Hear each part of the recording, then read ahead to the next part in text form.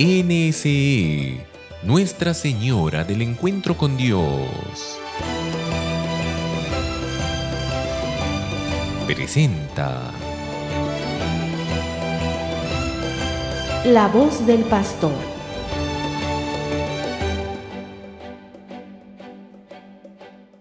Queridos hermanos y hermanas, nuevamente juntos en La voz del pastor con nuestro catecismo de la Iglesia Católica. Continuamos con el sacramento de la reconciliación y la penitencia. Y nos vamos ya de frente al número 1440, todos con nuestro catecismo, el número 1440, con el cual empieza un nuevo apartado, es decir, vamos a aproximarnos al sacramento desde una nueva perspectiva, desde un otro, digamos así, ángulo. ¿Qué nos dice este número 1440? Nos recuerda algo que seguramente todos hemos escuchado respecto a qué cosa es el pecado. Nos dice el catecismo que el pecado implica dos cosas. Primero, todo pecado es una ofensa a Dios, pero al mismo tiempo todo pecado atenta contra la comunión con la Iglesia. Ciertamente, Dios, que es amor, nos ha creado también a nosotros por amor y nos ha creado para algo en concreto. Nos ha creado para que vivamos en comunión con Él, para que podamos acceder también nosotros a esa comunión trinitaria, a esa comunión que hay entre las tres personas de la Santísima Trinidad. Como sabemos, Dios es Padre, Hijo y Espíritu Santo. Son tres personas distintas, pero el amor entre ellos es tan perfecto, tan profundo, que siendo tres, son un solo Dios. Tres personas distintas, un solo Dios verdadero. Son uno en el amor, son uno en esa comunión plena. Y he aquí el diseño de Dios para cada uno de nosotros, que también nosotros podamos acceder a esa comunión trinitaria, es decir, ser uno con Él. Como las otras dos personas de la Trinidad son uno con la tercera persona, también nosotros podamos ser uno con la Trinidad.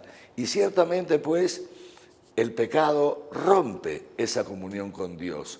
El pecado atenta, rompe ese diseño de amor para con cada uno de nosotros. Y justamente por eso es que el pecado es una ofensa a Dios, porque estamos rompiendo todo ese diseño de amor que Él tiene para con nosotros.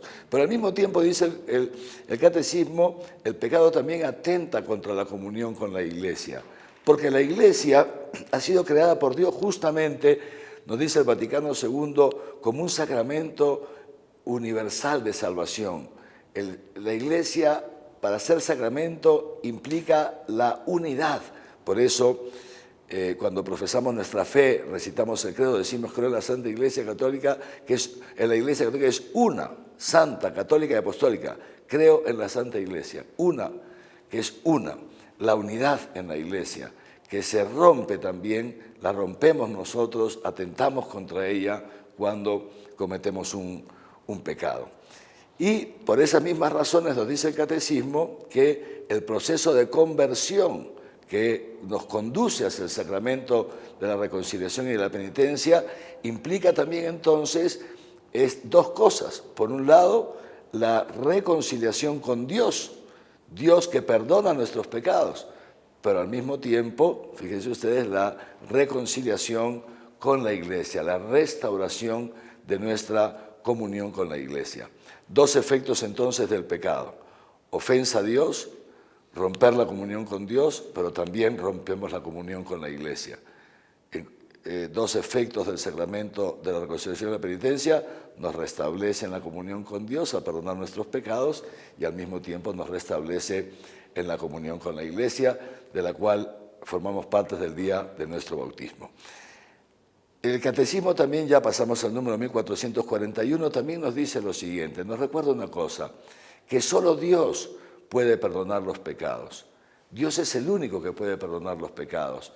Y justamente nos sigue diciendo el catecismo que Jesús, como es Dios, lo dice Él con toda claridad: yo te perdono los pecados. Es decir, Jesús, vamos a ver bien lo que dice el catecismo, porque Jesús es el Hijo de Dios, dice de sí mismo: el Hijo del Hombre tiene poder de perdonar los pecados en la tierra. Esto es muy importante. Siempre el que perdona los pecados es Dios. Cuando Jesús de Nazaret estuvo en este mundo, como Jesús de Nazaret es verdadero Dios, entonces Él perdonará los pecados justamente por eso, justamente porque es Dios. Pero claro, al momento en que Jesús ya, como Él sabe que no se va a poder quedar físicamente en medio de nosotros para siempre, sino que tenía que volver a su Padre, lo dijo Él en el Evangelio, del Padre vengo y al Padre retorno, entonces Jesús delega, digamos así, en su iglesia y de manera especial en algunas personas, algunos varones, hombres dentro de su iglesia, este poder que Él como Dios tiene para perdonar los pecados. Y justamente de esto es de lo que nos habla el Catecismo en estos números que los vamos a detener brevemente. Lo primero que nos dice el Catecismo es que Jesús ha querido fundar su iglesia, toda ella también, como un instrumento de reconciliación y de perdón. Es decir, todos nosotros los cristianos, ya por nuestro bautismo, tanto cuando vivimos o actuamos en forma individual, pero sobre todo cuando actuamos como comunidad, tenemos esta misión, ver cómo hacemos para reconciliar, para llevar a los hombres a que retornen a la comunión con Dios, que retornen a la comunión con la iglesia, que retornen a la comunión con los demás. Esto es lo primero, O sea, toda la iglesia como instrumento de Dios para la reconciliación, como instrumento de Dios para que el hombre se sienta amado y perdonado por Dios. Pero decíamos al mismo tiempo, algunas personas que son los ministros sagrados, los sacerdotes, llámense presbíteros o sacerdotes como nosotros, y los obispos, naturalmente, como sucesores de los apóstoles, también tenemos esta facultad delegada por Dios. En realidad es mucho más que una facultad porque es Dios mismo el que actúa por medio de nosotros para el perdón de los pecados. El número 1442 justamente nos explica esto ya con mayor detalle y nos recuerda las palabras del apóstol San Pablo, que dice así: el apóstol es enviado en nombre de Cristo. Y entonces, como dice San Pablo, es Dios mismo, quien a través de él exhorta y suplica: déjense reconciliar con Dios. Nosotros, los ministros consagrados, somos los primeros en llamar a todos los fieles cristianos y también a los que se han alejado de la iglesia a reconciliarse con Dios, porque esta es la santa voluntad de Dios para con nosotros. Esta reconciliación con Dios, decíamos entonces, que se realiza a través del sacramento, pero también tiene el mismo sacramento de la penitencia otro efecto que se ve con mucha claridad en la vida de Jesús, como nos lo recuerda nuestro número 1443 del Catecismo. Dice así: durante su vida pública, Jesús no solo perdonó los pecados, sino que también manifestó el efecto de ese perdón cuando a los pecadores que iban siendo perdonados por él, los volvía a integrar a la comunidad del pueblo de Dios. De hecho, si nosotros revisamos los evangelios, veremos que, por lo general, las personas a quienes Jesús explícitamente les dice: tus pecados te son perdonados, a quienes explícitamente acoge a la comunión con Él, son en general pecadores públicos. Y al ser pecadores públicos eran personas que estaban descartadas de la comunidad, que no tenían acceso a la comunidad. Pues Jesús no solamente los reconcilia con Él, no solamente les dice: tus pecados son perdonados, Jesús como Dios podía hacerlo, sino que además los reincorpora a la comunidad.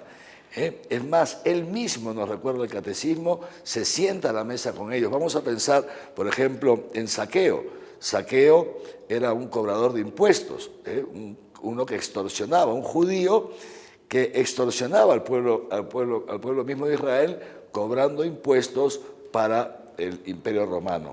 Y este Zaqueo, como tantos de su época, un publicano, un pecador público, estaba descartado de la comunidad judía, que era la comunidad a la que pertenecía Jesús, la comunidad religiosa de la época.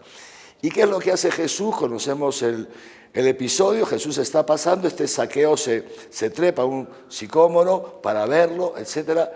Y Jesús se acerca a este Zaqueo. ¿Qué le dice? Zaqueo, baja pronto, porque hoy debo entrar en tu casa. Y Jesús entra en la casa de Zaqueo. Fíjense ustedes que un judío, Jesús era un judío, no podía entrar en la casa de un pecador porque quedaba contaminado por el pecado. Esto era la ley de Israel, quedaba contaminado. Jesús, queridos hermanos y hermanas, Jesús se contamina, digamos así, no tiene miedo, no tiene ningún reparo en contaminarse con nuestros pecados, no tiene ningún reparo en ensuciarse las manos y su ser uniéndose a nosotros pecadores. Y efectivamente, así como entró a la casa de Zaqueo, Jesús entraba a la casa de varios publicanos. Y Jesús tocaba con sus manos a personas a las quienes se consideraba que estaban endemoniados o cuyas enfermedades se consideraba que eran productos de sus pecados y por consecuencia quedaban también descartados. Pensemos en leprosos y en otros, en fin. Entonces, esto es, fíjense, esta manera en que Jesús exterioriza con obras concretas como la reconciliación con Dios, como el perdón de los pecados por parte de Dios, no solamente nos retorna a la comunión con Dios, sino que nos retorna también a la comunidad, Lo veremos dentro de un momento, muy interesante cómo esto se daba en los primeros siglos. Y decíamos entonces que este poder Jesús además lo delega a los apóstoles. El número 1444 nos recuerda esto. Al hacer partícipes a los apóstoles de su propio poder de perdonar los pecados, el Señor les da también la autoridad de reconciliar a los pecadores con la Iglesia. Y por eso las palabras de Jesús a Pedro: a ti te daré las llaves del reino, y lo que ates en la tierra quedará atado en el cielo, y lo que desates en la tierra quedará desatado en el cielo. ¿Esto qué significa? Que Jesús, al dar esta potestad, hacer a los apóstoles y a sus sucesores, hacerlos partícipes de esta potestad suya, que es potestad divina, fíjense, realiza esto. Aquel que está en comunión con la Iglesia está en comunión con Dios. Y aquel a quien la Iglesia excluye de su comunión, que son casos sumamente graves, pero los hay, entonces quedan también excluidos de la comunión con Dios, tal como nos lo dice el número 1445 del Catecismo, que hemos de leer con mucha dedicación, porque esto es cierto y tantas veces nos olvidamos. Dice así: las palabras atar y desatar significan aquel a quien excluyan de su comunión, de la comunión eclesial, de la comunión en la Iglesia y con la Iglesia, será excluido de la comunión con Dios. En cambio, aquel a quien ustedes reciban de nuevo en su comunión, Dios lo acogerá también en la suya. La reconciliación con la Iglesia, entonces, es inseparable de la reconciliación con Dios. Fíjense, cosa tan importante. Volvemos después de una pausa.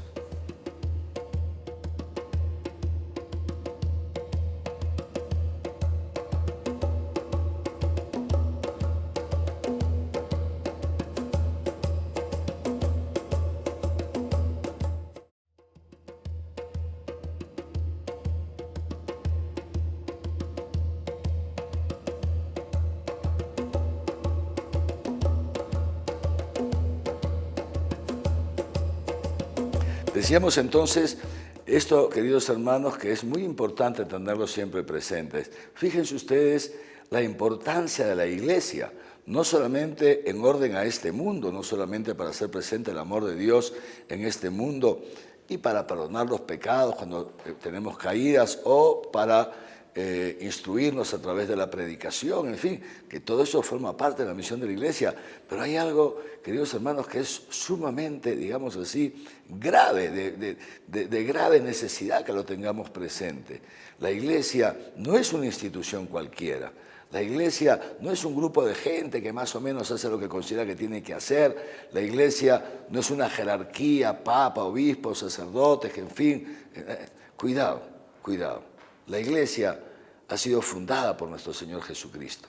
Esto lo hemos visto en algunos encuentros ya hace algún tiempo. Ha sido fundada por Cristo, dice el Concilio Vaticano II. ¿Para qué? Para continuar la misión que Cristo realizó en esos años que estuvo en este mundo. Y acuérdense que decíamos así, lo que dice la Lumen Gentium número 8 del Vaticano II, que así como el Verbo, la segunda persona de la Trinidad, se hizo de un cuerpo en el seno de la Virgen María para realizar la misión que su Padre le había encomendado en este mundo, de la misma manera, desde el momento en que Jesús vuelve al cielo, entonces este mismo Verbo, que es la segunda persona de la Trinidad, se ha hecho de otro cuerpo para continuar esa misión, y ese otro cuerpo es la Iglesia. Por eso, ciertamente, cuando vemos que hay personas que se expresan de un modo sumamente despectivo contra la Iglesia, que solamente ven pecados de sus miembros y ni siquiera de todos, ni de la mayoría, sino de algunos, etcétera, insultan y da pena, les digo verdad, a mí no me ofende, no me siento ofendido cuando gente que habla mal de la Iglesia, cuando nos persiguen, a mí me da pena porque digo, no saben lo que están haciendo. Es muy grave, porque la Iglesia, con las luces y las sombras propias de sus miembros, pecadores todos nosotros, pero al mismo tiempo justificados por Cristo, pero la Iglesia es más que cada uno de sus miembros. La Iglesia es justamente instrumento, este medio, este sacramento de salvación que Dios ha querido fundar para el bien de la humanidad. Y entonces decía esto, fíjense ustedes este poder que tiene divino, que tiene la Iglesia y que naturalmente implica una responsabilidad también por parte de nosotros, ¿no? Lo que ates en la tierra quedará atado en el cielo, es decir, el que es excluido de la comunión con la Iglesia es excluido también de la comunión con la Trinidad. Por eso es tan importante que nosotros, como miembros de la Iglesia, todos procuremos ser siempre instrumentos de comunión, por supuesto que sí, amar a todos, hacer presente a todos el amor de Dios, pero cuidado. Como decía el Papa Benedicto XVI, caritas in veritate, el amor pero en la verdad. Somos nosotros los primeros que debemos ayudar a nuestros parientes, familiares, amigos, vecinos, en fin, a vivir conforme a la santa voluntad de Dios, a cumplir sus mandatos, a ajustar su vida, a tomar en serio a Dios, que hoy día tanta gente lamentablemente me produce un dolor profundo, tanta gente vive como si Dios no existiera. Y tanta gente, peor todavía, fíjense que soberbios, de hablar mal de Dios, de referirse a Dios como si fuera una invención meramente humana, en fin, cosas terribles. Nosotros pues estamos llamados a procurar que esto no suceda. Ahora bien, pasamos al número 1446, que con los dos números siguientes nos habla de algo muy bonito, que es cómo es que surgió y cómo se vivía el sacramento de la penitencia durante los primeros siglos y cómo se vive, cómo ha ido variando esta forma de vivir. El sacramento es el mismo, la esencia del sacramento es el mismo, los actos del penitente son los mismos, los veremos más adelante, los efectos del sacramento son los mismos, pero ¿cómo se vivía? Fíjense, el número 1446 nos recuerda algo que hemos dicho al inicio de cuando hemos comenzado a ver este sacramento. Jesús, Él instituye el sacramento de la reconciliación y la penitencia. Jesús ha instituido los 7 sacramentos de la Iglesia. ¿Y los instituye para qué? Ya lo habíamos dicho, para los cristianos. El sacramento de la reconciliación y la penitencia es para los que ya hemos recibido el bautismo, no para los que no han sido bautizados, sino para los que ya hemos recibido el bautismo. Y lo instituye para nosotros, ¿para qué?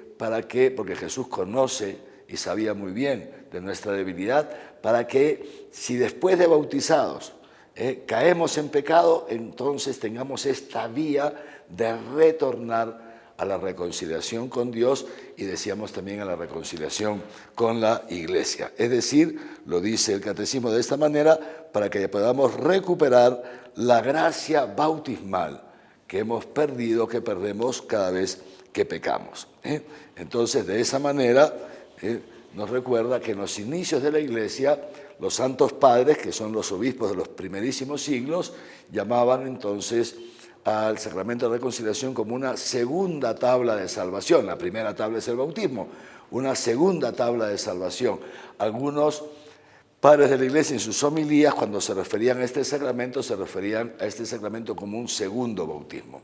Ahora bien, en los inicios de la Iglesia no se vivía el sacramento de la reconciliación como lo vivimos nosotros ahora en la confesión de nuestros pecados con un sacerdote.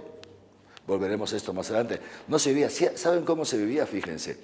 Hemos de tomar en cuenta esto. En los inicios de la iglesia, las comunidades cristianas eran comunidades muy pequeñas, y localizadas en diversos lugares.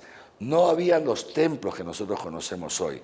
La comunidad cristiana por lo general se reunía en casa de un cristiano, de uno de los cristianos.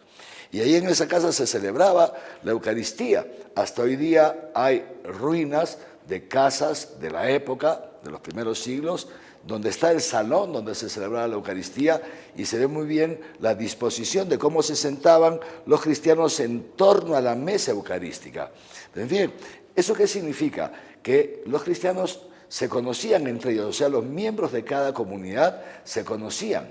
No es lo que pasa hoy día, vamos a una parroquia, una misa dominical y a lo mejor hay 300, 400 personas, es imposible conocerlos a todos, ¿no?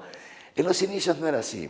Y entonces fíjense, como todos se conocían, lo que hasta hoy día pasa en pueblos pequeños, otra vez cada uno en su barrio, aunque ya también hoy día algunos barrios están llenos de edificios que ya no conoces a nadie, pero bueno, en general, como eran pequeñas comunidades y todos se conocían, naturalmente, cuando uno cometía ciertos pecados, estos pecados la comunidad los conocía. Y habían 3 pecados que automáticamente implicaban la excomunión del miembro de la comunidad. Es decir, 3 pecados que cuando un fiel los cometía no podía participar en la vida de la comunidad, quedaba excluido, ¿no? ¿Qué pecados son esos? Nos lo dice el Catecismo, fíjense. Estamos en el número 1447. El pecado de la idolatría, es decir, el rendir culto a otros dioses, porque en esa época todavía había muchos dioses, digamos así, de otras naciones o de otras culturas. La idolatría, junto con la idolatría, la apostasía, es decir, negar al Dios de Jesucristo. 2, el homicidio, que incluía el aborto, cuidado, que incluía el aborto. Y 3, nos dice el mismo catecismo, el adulterio, es decir, el fornicar fuera de matrimonio, o peor aún, ¿no es cierto?, lo que hoy día se dice, sacarle la vuelta al esposo o a la esposa. Cuando se cometía uno de estos 3 pecados, uno quedaba automáticamente excluido de la comunidad. ¿Y cómo se reincorporaba? Escúchenme bien, no bastaba. No era que el fiel iba y se confesaba con un sacerdote, padre, me confieso que le he sacado la vuelta a mi esposa. No.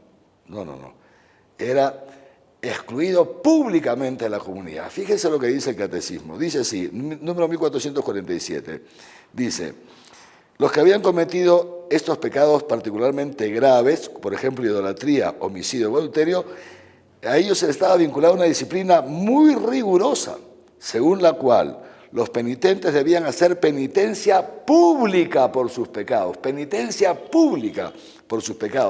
algunas veces durante largos años, antes de recibir la reconciliación, antes de volver a ser admitidos en la iglesia, fíjense, tenían que hacer penitencia pública, es decir, públicamente demostrar con actos concretos que estaban arrepentidos del pecado que se había cometido.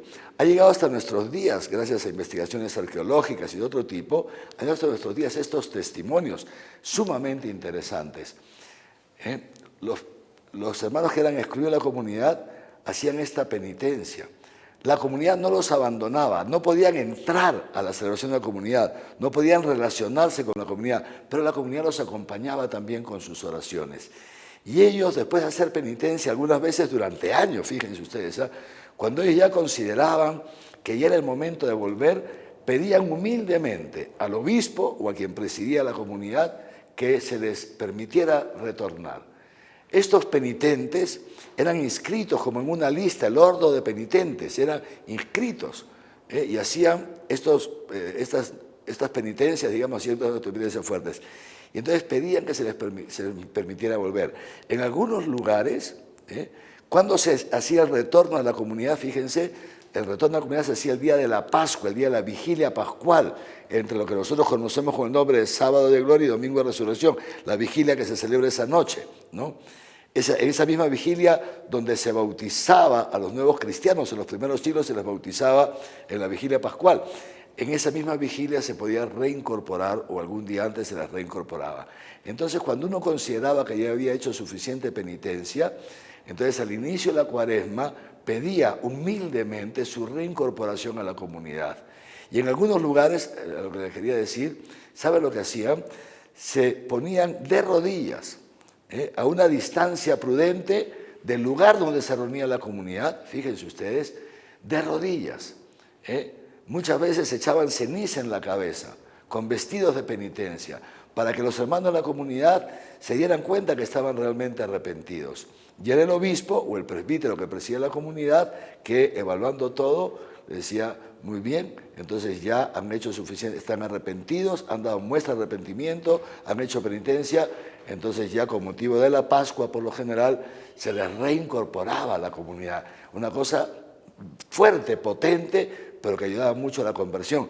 Y en muchos lugares solamente se podía hacer esto una vez en la vida. O sea, el que caía podía hacer penitencia y se le perdonaba y se le reincorporaba una vez en la vida nada más.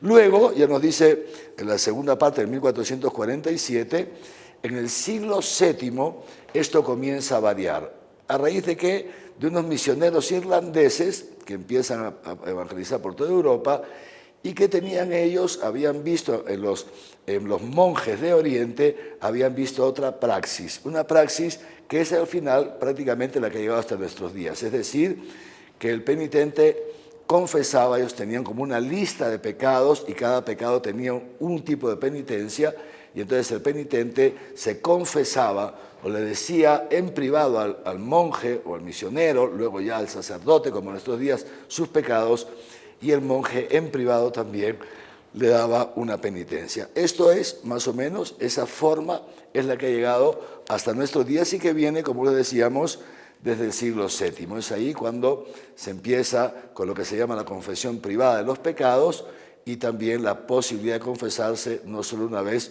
sino más veces en la vida, pero siempre esperando de nosotros el arrepentimiento y la conversión, por supuesto, ¿no?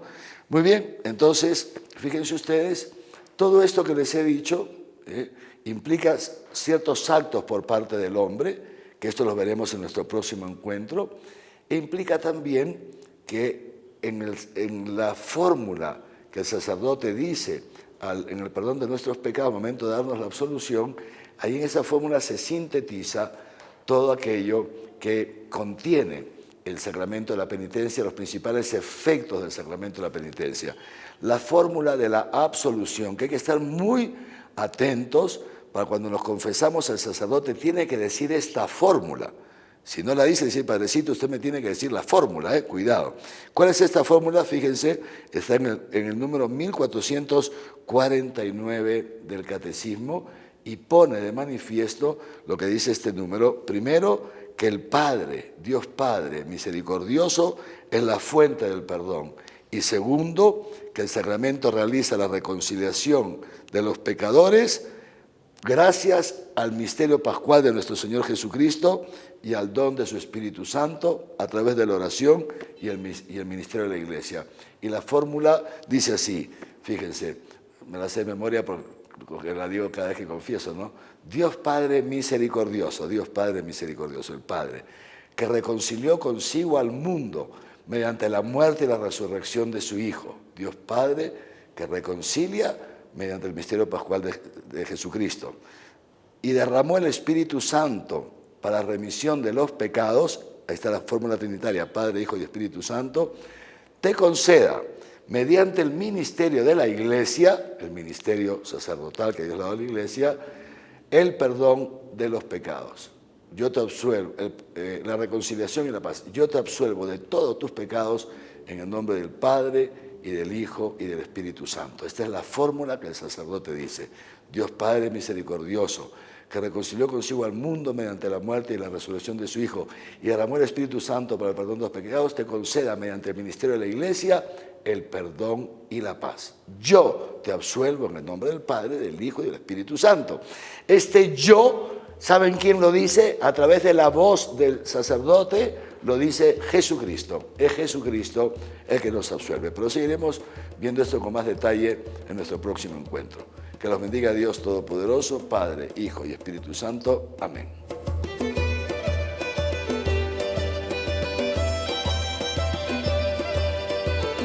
NSE, Nuestra Señora del Encuentro con Dios, presentó La voz del pastor.